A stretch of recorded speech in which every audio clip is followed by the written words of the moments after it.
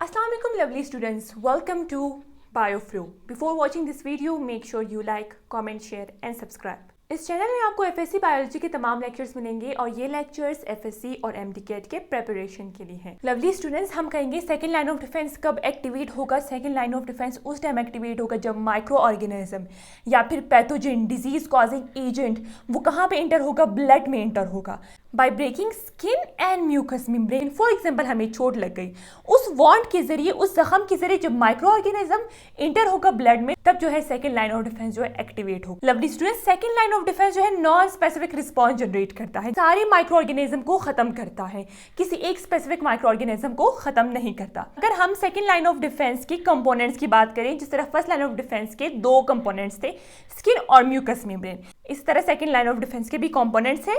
Number 1 है killing sales of blood, यानी हमारे ब्लड में क्या होते हैं, सोल्जर सेल्स प्रेजेंट होते हैं, जिसको हम कहेंगे किलिंग सेल्स। वो असल में फेगोसाइट्स है और फेगोसाइट्स के दो टाइप्स होते हैं, आगे हम पढ़ेंगे, मैक्रोफेजेस और न्यूट्रोफिल्स। और साथ साथ हमारे ब्लड में नेचुरल किलर सेल्स भी प्रेजेंट होते हैं, जिसको शॉर्ट में हम NK सेल्स कहते हैं। तो वो किलिंग सेल्स ऑफ ब्लड है, या फिर हम कह सकते हैं ब्लड में जो है सोल्जर्स प्रेजेंट होते जो हमें बचाते हैं against micro organism. Lovely student, second जो है वो कॉम्प्लीमेंट सिस्टम है, थर्ड में इंटरफेरॉन्स आते हैं, फोर्थ में इन्फ्लेमेटरी रिस्पॉन्स और जो लास्ट है वो टेम्परेचर रिस्पॉन्स है। अब हम वन बाय वन पढ़ते हैं इसको। सबसे पहले हम पढ़ेंगे किलिंग सेल्स ऑफ ब्लड को। लवली स्टूडेंट्स, अगर हम बात करें किलिंग सेल्स ऑफ ब्लड की, तो उसमें सबसे पहले आता है फेगोसाइट्स। फेगोसाइट्स असल में WBC की यानी वाइट ब्लड सेल्स की एक टाइप है।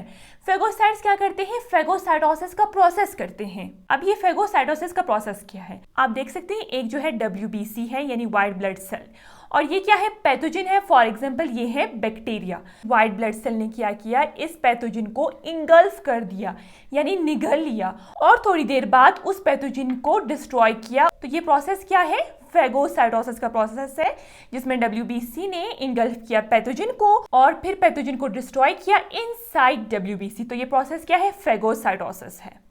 ये फेगोसाइट्स आप याद रखिए, अपने माइंड में सेव करें कि दो किस्म के हो सकते हैं, ये है मैक्रोफेजेस और न्यूट्रोफिल्स। अभी हम सबसे पहले मैक्रोफेजेस को देखेंगे कि मैक्रोफेजेस क्या है। सबसे पहले हम किसकी बात करेंगे, मैक्रोफेज की बात करेंगे। मैक्रोफेज असल में सबसे पहले मोनोसाइट होता है, यानी WBC की टाइप है जिसको हम कहेंगे मोनोसाइट। और ये मोनोसाइट कहाँ पे प्रेजेंट होता है, मोनोसाइट प्रेजेंट होता है बोन मेरो में। बोन मेरो क्या है, हमारे बॉडी के अंदर जो है स्पंजी टिश्यू होते हैं, उसको हम क्या कहेंगे, उसको हम कहेंगे बोन मेरो। ये मोनोसाइट क्या करते हैं, बोन मेरो से ट्रेवल करके कहाँ पे जाते हैं, टिश्यू के पास जाते हैं। किसके थ्रू ट्रेवल करते हैं, ब्लड के थ्रू जो है वो ट्रेवल करते हैं, बोन मेरो से निकलते हैं और कहाँ पे जाते हैं, टिश्यू के पास। जब मोनोसाइट टिश्यू में आ गया, अब हम इसको मोनोसाइट नहीं कहेंगे, अब हम कहेंगे मैक्रोफेज, यानी मेच्योर वर्जन ऑफ मोनोसाइट है। ये बहुत इंपॉर्टेंट पॉइंट है अगर हम एमडीकेट के पॉइंट ऑफ व्यू से देखेंगे। अच्छा, ये जो मैक्रोफेज है वो कहाँ कहाँ पे प्रेजेंट होते हैं, वो प्रेजेंट होते हैं लंग्स में, स्प्लीन में, लिवर में और किडनी में। मैक्रोफेज का फंक्शन क्या है, हम सबसे पहले बात करें, हम कहेंगे इंगल्फिंग पैथोजन। जिस तरह मैंने आपको बताया कि जो मैक्रोफेज है वो असल में फेगोसाइट है, और फेगोसाइट क्या करता है, फेगोसाइटोसिस का प्रोसेस करता है। अगर हम इस पॉइंट को इस डायग्राम के थ्रू समझेंगे, हम देखेंगे एक मैक्रोफेज है और ये एक बैक्टीरिया है। मैक्रोफेज ने क्या किया, बैक्टीरिया को इंगल्फ किया, या फिर हम कह सकते हैं बैक्टीरिया को जो है निगल लिया। आप देख सकते हैं इस बैक्टीरिया की क्या हो गई, डेथ हो गई इनसाइड अ मैक्रोफेज। नंबर 2, इसका जो फंक्शन है, किसका फंक्शन, मैक्रोफेज का, वो है डिस्प्लेइंग पैथोजन पार्ट। ये क्या करता है, जो मैक्रोफेज है वो सिर्फ बैक्टीरिया या फिर पैथोजन वगैरह को डिस्ट्रॉय नहीं करता, बल्कि उसके कुछ पार्ट्स अपने ऊपर सजा लेता है, या फिर हम कह सकते हैं पैथोजन के कुछ पार्ट्स जो है वो मैक्रोफेज के ऊपर जो है डिस्प्ले हो जाते हैं, ताकि जो बाकी इम्यून सेल्स है उसको अलर्ट कर सके कि यहाँ पे जो है पैथोजन मेरे पास प्रेजेंट है, यानी इम्यून सेल्स आए और उस पैथोजन को डिस्ट्रॉय करें। थर्ड जो है सिक्रेटिंग प्रोटीन्स, नहीं, ये सिर्फ ये नहीं करता कि बैक्टीरिया को मार दिया, ये साथ साथ बैक्टीरिया के कुछ पार्ट्स अपने ऊपर भी डिस्प्ले कर देता है। थर्ड जो है, ये कुछ ऐसे प्रोटीन्स भी प्रोड्यूस करता है जो मोनोसाइट को किस चीज में ट्रांसफॉर्म करेगा, किस चीज में चेंज करेगा, मैक्रोफेज में, ताकि मैक्रोफेज की जो कंसंट्रेशन है ब्लड में वो इंक्रीज हो सके और जाके बैक्टीरिया वगैरह को या फिर पैथोजन वगैरह को मार सके। फोर्थ जो है प्रोड्यूसेस प्रोटीन, एक प्रोटीन तो ये था कि जो मोनोसाइट को किस चीज में ट्रांसफॉर्म करेगा, मैक्रोफेज में। फोर्थ जो है वो इंटरल्यूकिन 1 प्रोड्यूस करेगा, ये एक प्रोटीन की टाइप है। ये प्रोटीन क्या करेगा, बॉडी टेम्परेचर को इंक्रीज करेगा। तो ये क्या कॉज करेगा? फीवर कॉज करेगा। उस फीवर की वजह से जो है माइक्रो ऑर्गेनिज्म जो है सर्वाइव नहीं कर सकते, वो माइक्रो ऑर्गेनिज्म की ग्रोथ को इनहेबिट यानी स्टॉप भी कर सकता है, साथ साथ माइक्रो ऑर्गेनिज्म को खत्म भी कर सकता है। तो लवली स्टूडेंट्स, हमने मैक्रोफेज को डिटेल में डिस्कस किया। अब हम आते हैं न्यूट्रोफिल्स को पढ़ते हैं, जो असल में फेगोसाइट की एक टाइप है। लवली स्टूडेंट्स, अगर हम न्यूट्रोफिल की बात करेंगे, हम कहेंगे न्यूट्रोफिल जो है WBC है, यानी WBC की एक टाइप है जिसको हम कहेंगे ग्रेनुलोसाइट। अगर हम इसकी कैरेक्टरिस्टिक की बात करेंगे, हम कहेंगे हाईली मोबाइल। हाईली मोबाइल का मतलब ये है, ये टाइनी ब्लड वेसल में जो है इंटर हो सकते हैं और जाके इन्फेक्शियस साइट पे जाके वो जा सकता है और बैक्टीरिया वगैरह को जाके किल कर सकता है। जैसे मैंने आपको बताया था कि ये जो है एक फेगोसाइट है, यानी ये एक फेगोसाइटोसिस का प्रोसेस करेगा जिसमें ये इंगल्फ करेगा पैथोजन को और उस पैथोजन को क्या करेगा? डिस्ट्रॉय करेगा, यानी फेगोसाइटोसिस का प्रोसेस करेगा। थर्ड जो कैरेक्टरिस्टिक है वो है आफ्टर अटैक डाइज। हम कह सकते हैं ये बहुत ही शॉर्ट लिव्ड होते हैं, यानी इसकी जो लाइफ स्पेन है वो बहुत ही कम होती है और आफ्टर कंप्लीटिंग द जॉब, अपना काम करके, इसका काम क्या है? माइक्रो ऑर्गेनिज्म को माना, अपना काम करके ये जो है खत्म हो जाते हैं। फोर्थ में आता है ये किस चीज की प्रोडक्शन करता है? लाइसोजाइमल एंजाइम की प्रोडक्शन करता है। मैंने आपको बताया था कि जो मैक्रोफेजेस है वो डिफरेंट प्रोटीन्स की प्रोडक्शन करता है। कुछ ऐसे प्रोटीन्स होते हैं जो मोनोसाइट को किस में चेंज करता है? मैक्रोफेज में चेंज करता है। और कुछ ऐसे प्रोटीन्स होते हैं जिसको हम इंटरल्यूकिन 1 कहते हैं, जो बॉडी के टेम्परेचर को इंक्रीज करते हैं। अब ये जो न्यूट्रोफिल्स है ये सिक्रेट करता है, या फिर ये जो इसकी प्रोडक्शन करता है, किसकी प्रोडक्शन करता है?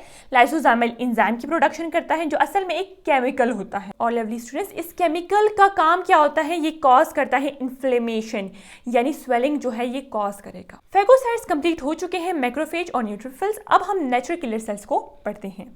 अब हम आते हैं नेचुरल किलर सेल्स, जिसको शॉर्ट में हम NK सेल्स या फिर नेचुरल किलर सेल्स का जो है एक नाम है जिसको हम कहेंगे साइटोटॉक्सिक T सेल्स। टाइप है T लिम्फोसाइट की जो है टाइप है। ये किस तरह नेचुरल किलर सेल्स जो है माइक्रो ऑर्गेनिज्म को मारती है, तो हम देखेंगे नेचुरल किलर सेल्स क्या करती है। ये इंपॉर्टेंट पॉइंट है कि नेचुरल किलर सेल्स डायरेक्टली जाके बैक्टीरिया को मारता नहीं है, यानी डायरेक्टली किलिंग का प्रोसेस नहीं करता, बल्कि नेचुरल किलर सेल्स क्या करता है? उस सेल को खत्म करता है जिसमें बैक्टीरिया या वायरस प्रेजेंट होता है, या फिर दूसरे अल्फाज में हम कह सकते हैं इन्फेक्टेड सेल को जो है वो खत्म करता है। या फिर ये कैंसरस सेल्स वो सेल्स होते हैं जो एबनॉर्मल डिवाइड करते हैं।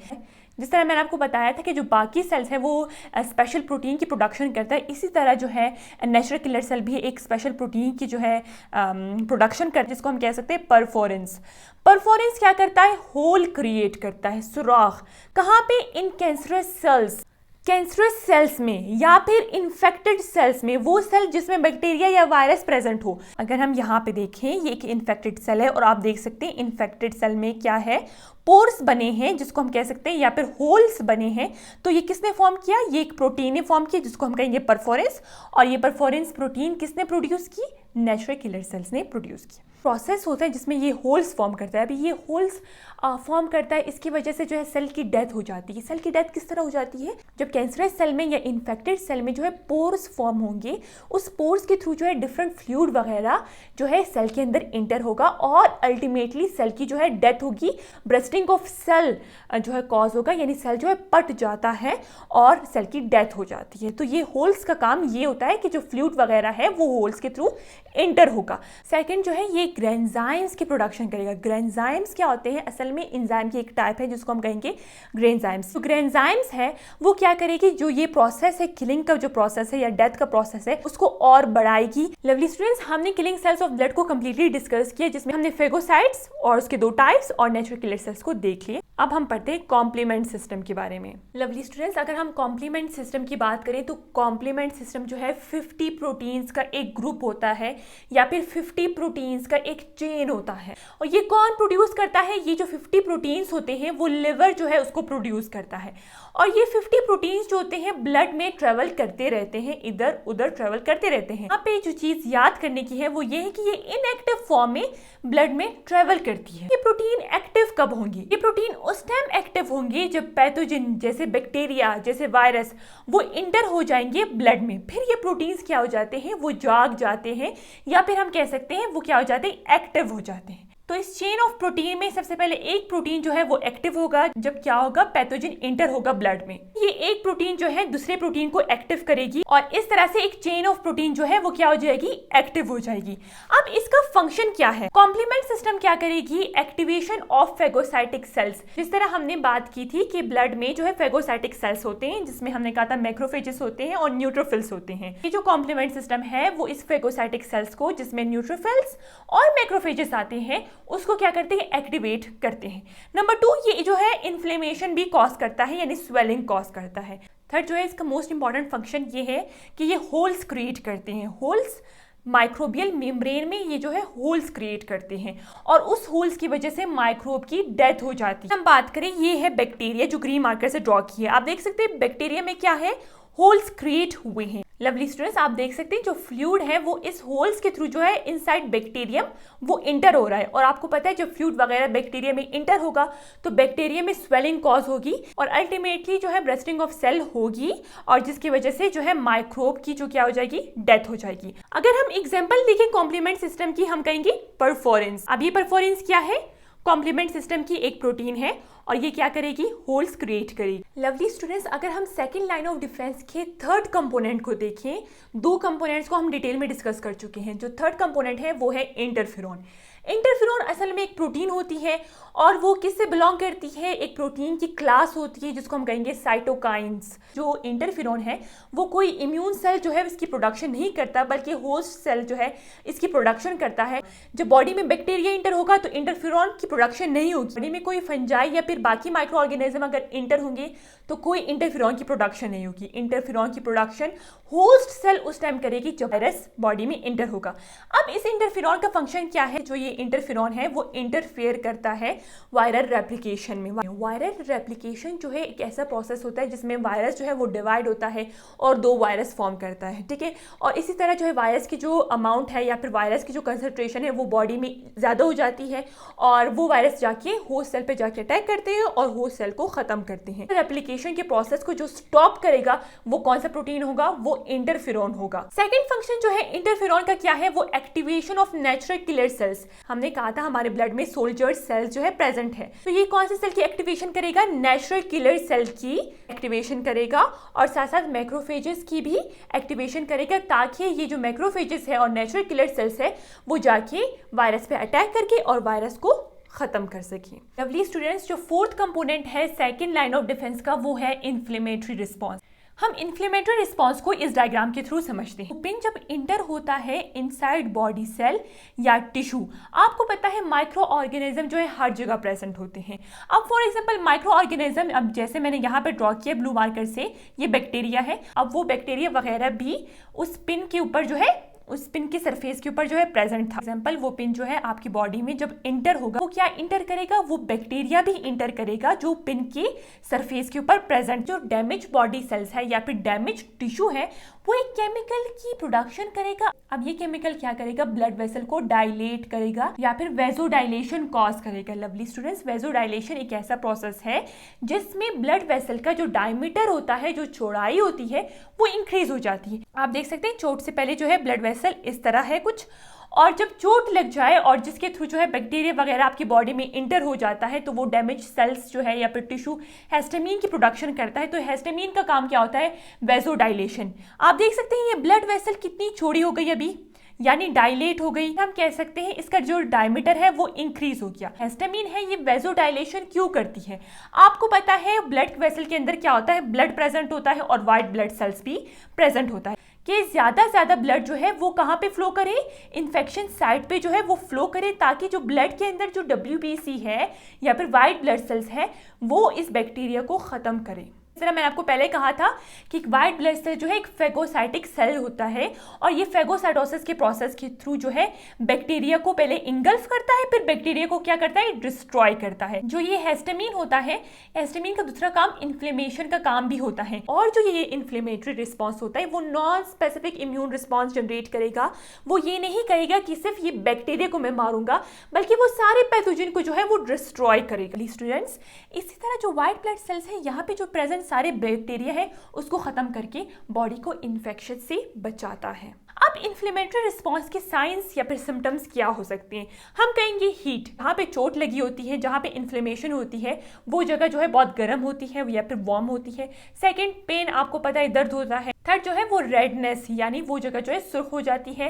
फोर्थ, इन्फ्लेमेशन, उस जगह में स्वेलिंग हो जाती है। और फिफ्थ है लॉस ऑफ फंक्शन, जिसमें बॉडी का वो पार्ट सही तरह से काम नहीं कर सकता। लास्ट जो कंपोनेंट है सेकंड लाइन ऑफ डिफेंस का, वो है टेम्परेचर रिस्पॉन्स, जो बॉडी का एक नेचुरल डिफेंस मैकेनिज्म है। यानी बॉडी जो है नेचुरली क्या करती है, बॉडी टेम्परेचर को इंक्रीज करती है ताकि क्या कर सके, माइक्रो ऑर्गेनिज्म को मार सके। और आपको पता है जो नॉर्मल बॉडी टेम्परेचर है वो 37 डिग्री सेंटीग्रेड है। अगर उससे बॉडी टेम्परेचर जो है वो इंक्रीज हो गया, ज़्यादा हो गया, तो ये क्या कॉज करेगा, फीवर कॉज करेगा। फीवर को हम पायरेक्सिया भी कहते हैं। और ये पायरेक्सिया या फीवर कब होता है? इन रिस्पॉन्स टू इन्फेक्शन, या फिर जो पैथोजन है वो बॉडी में इंटर होता है, या फिर जब वहाँ पे इन्फेक्शन कॉज करता है तो क्या होता है, फीवर होता है। हाउ फीवर वर्क्स, यानी फीवर किस तरह काम करेगा। हम कहेंगे जब पैथोजन इंटर होगा बॉडी में तो ये पैथोजन क्या रिलीज करेगा, एक केमिकल रिलीज करेगा जिसको हम कहेंगे पायरोजन। ये ब्रेन के कौन से पार्ट को ऑर्डर करेगा? हमें पता है हमारे ब्रेन के डिफरेंट पार्ट्स है और हर एक पार्ट एक स्पेसिफिक फंक्शन जो है वो परफॉर्म करता है। तो ये पायरोजन जो है ब्रेन के पार्ट, जिसको हम कहेंगे हाइपोथैलेमस, को जो है ऑर्डर करेगा ताकि बॉडी टेम्परेचर को इंक्रीज कर सके।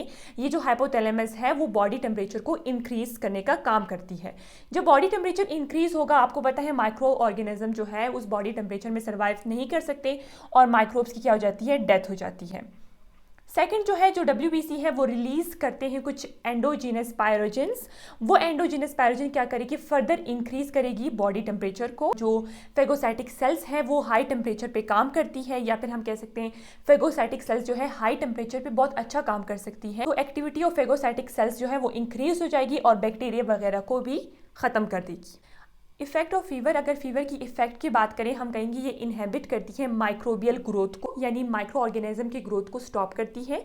माइक्रो ऑर्गेनिज्म जैसे बैक्टीरिया को रेप्लिकेट होने से बचाती है। नंबर 2 है इंक्रीज एक्टिविटी ऑफ WBC। ये फीवर क्या करेगी, WBC की एक्टिविटी को और इंक्रीज करेगी ताकि वो डिस्ट्रक्शन कॉज कर सके, ख़त्म कर सके माइक्रोब को। थर्ड जो है, ये इंटरफेरॉन की भी कंसंट्रेशन को इंक्रीज करेगी। फोर्थ बहुत ही इंपॉर्टेंट पॉइंट है कि जो फीवर है वो लोअर करती है किस चीज को, ब्लड आयरन को लोअर करती है। और आपको पता होना चाहिए कि iron is needed for microorganism, या फिर iron is needed for pathogen to reproduce. Lovely students, हमें इस प्रोसेस से पता चला कि जो फीवर है वो हमारे लिए क्या है, बेनिफिशियल है। पर फीवर अगर एक्सट्रीम लेवल पे हो गया तो वो क्या कर सकती है, वो कॉज कर सकती है, डैमेज कॉज कर सकती है। मेटाबॉलिक प्रोसेस, हमारे जो बॉडी में नॉर्मल मेटाबॉलिक प्रोसेस होते हैं उसको डैमेज कर सकती है। तो हमने क्या करना है, फीवर को रिड्यूस करने के लिए कुछ ड्रग्स होते हैं जिसको हम कहेंगे एस्प्रिन या फिर पैरासीटामोल। ये क्या करती है, फीवर वगैरह को रिड्यूस करती है।